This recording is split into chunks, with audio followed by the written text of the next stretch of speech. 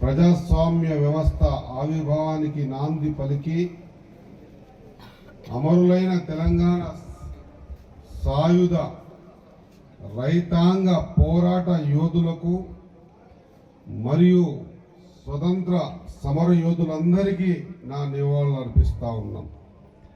September 17 Telangana చరిత్రలో కీలకమైన రోజు.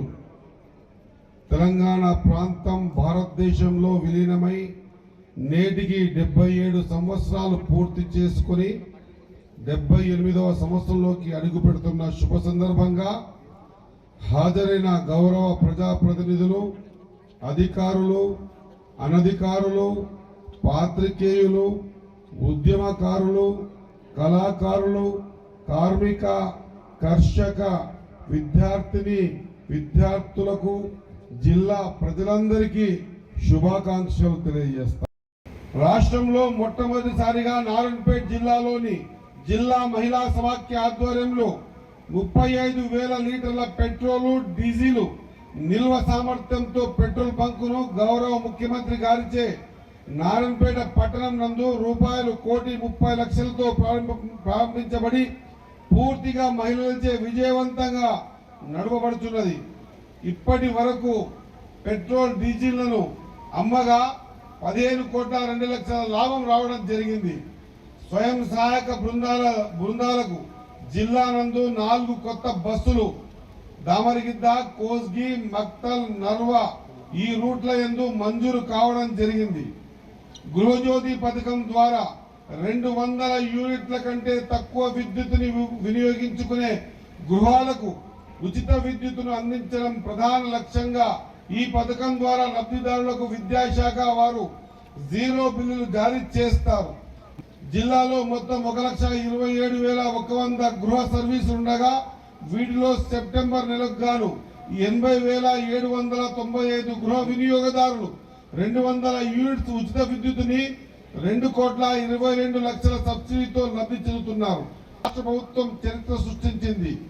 2 లక్షల రూపాయల వరకు ఏకకాలంలో రుణమాఫీ చేయడంలో రాష్ట్రంలోని రైతాంగం అంతా నేడు పండుగ జరుపుకుంటా ఉన్నారు. రైతు రుణమాఫీ పథకం కింద మొత్తం 65,631 మంది రైతన్నలకు 574 కోట్ల రూపాయల రుణమాఫీ చేసి రైతులను రుణ విముక్తి చేయడం జరిగింది. తెలంగాణ రాష్ట్రంలోని మహిళలందరికీ 9 డిసెంబర్ 2023 నుండి ఆర్టీసీ నడిపే బస్సుల్లో ఉచిత ప్రయాణ సౌకర్యం కల్పించడం జరిగింది. జిల్లాలో ఇప్పటి వరకు 187,47,000 మంది మహిళలు ప్రయాణించగా 88,14,00,000 రూపాయలు మహిళలకు ఆదా జరిగింది. ఈ ఉచిత బస్సు ప్రయాణ సౌకర్యంతో రాష్ట్ర మహిళల్లో సంతోషం కనబడుతున్నది.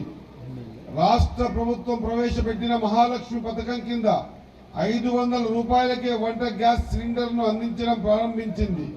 అర్హులైన 69,808 మంది లబ్ధిదారులకు 1,83,969 సిలిండర్లను సబ్సిడీ ద్వారా ఇవ్వడం జరిగింది. 66 లక్షల రూపాయల లబ్ధిదారుల ఖాతాల్లో జమ చేయడం జరిగింది. ప్రజాప్రభుత్వం నిర్ణయం మేరకు ఏప్రిల్ మాసం నుండి సన్న బియ్యం ఆహార భద్రత కార్డులకు సరఫరా చేయబడింది. సెప్టెంబర్ 2025 మాసంలో ప్రజా పంపిణీ ద్వారా జిల్లాలో ఉన్న రేషన్ కార్డుదారులకు ఉచితంగా కుటుంబంలోని ప్రతి సభ్యునికి నెలకు 6 కిలోల చొప్పున మొత్తం 1,61,719 మంది ఆహార భద్రత కార్డు లబ్ధిదారులకు 3,808 మెట్రిక్ టన్నుల సన్న బియ్యాన్ని పంపిణీ చేయడం జరిగింది.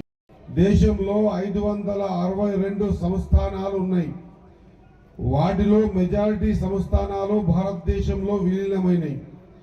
కానీ జునాగఢ్, కాశ్మీర్, హైదరాబాద్ సంస్థానాలు విలీనం కాలేదు. అప్పటిలో తెలంగాణ మొత్తం ప్రాంతం, మహారాష్ట్ర, కర్ణాటకలోని కొన్ని ప్రాంతాలు హైదరాబాద్ సంస్థానం నిజాం పరిపాలనలో ఉండేది. దేశమంతా 1947 ఆగస్టు 15న స్వాతంత్ర సంబరాల్లో కేరింతలు వేస్తుంటే హైదరాబాద్ సంస్థాన ప్రజలు స్వేచ్ఛ స్వాతంత్రానికై పోరాడుతూనే ఉన్నారు. ప్రజలపై రజాకార్ల భూస్వాముల దాడులు పెరిగిన నేపథ్యంలో భారతదేశంలో కలవాలని తెలంగాణ ప్రజల కోరిక మేరకు అప్పటి ప్రధానమంత్రి పండిట్ జవహర్లాల్ నెహ్రూ గారు మరియు హోంమంత్రి శ్రీ సర్దార్ వల్లభాయ్ పటేల్ గారు హైదరాబాద్ సంస్థానాన్ని భారతదేశంలో విలీనం చేయాలని నిజాంకు రాయబారం పంపారు. నిజాం అంగీకరించకపోవడంతో 1948 సెప్టెంబర్ 13న ఆపరేషన్ పోలో పేరిట భారత సైన్యం రంగంలోకి దిగి ఓవైపు సాయుధ పోరాటం, మరోవైపు భారత సైన్యం రంగంలోకి దిగడంతో చేసేదేమీ లేక అప్పటి నిజాం 1947 సెప్టెంబర్ 17న భారత యూనియన్లో చేరతానని ప్రకటించారు. నేడు ఈ స్వేచ్ఛ స్వాతంత్రం మన సొంతం కావడానికి ఎంతో మంది ఈ గడ్డ మీద అసమాన త్యాగాలు చేశారు. ఆనాటి త్యాగాల ఫలితమే నేటి తెలంగాణ రాష్ట్రం.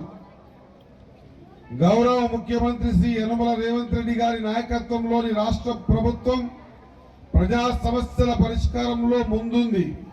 ప్రజా ప్రభుత్వం ప్రజలకిచ్చిన వాగ్దానాల మేరకు అభయహస్తం హామీలను ఒక్కొక్కటిగా అధికారంలోకి వచ్చిన 48 గంటల నుంచి అమలు చేయడం ప్రారంభించింది.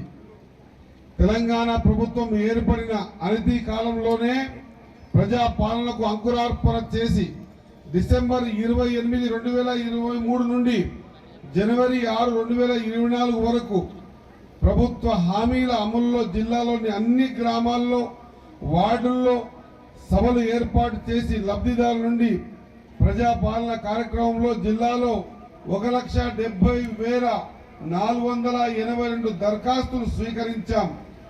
వచ్చిన దరఖాస్తులన్నిటినీ పరిశీలించి వివిధ పథకాల అర్హులైన వారికి గుర్తించి అందజేయడం జరిగింది.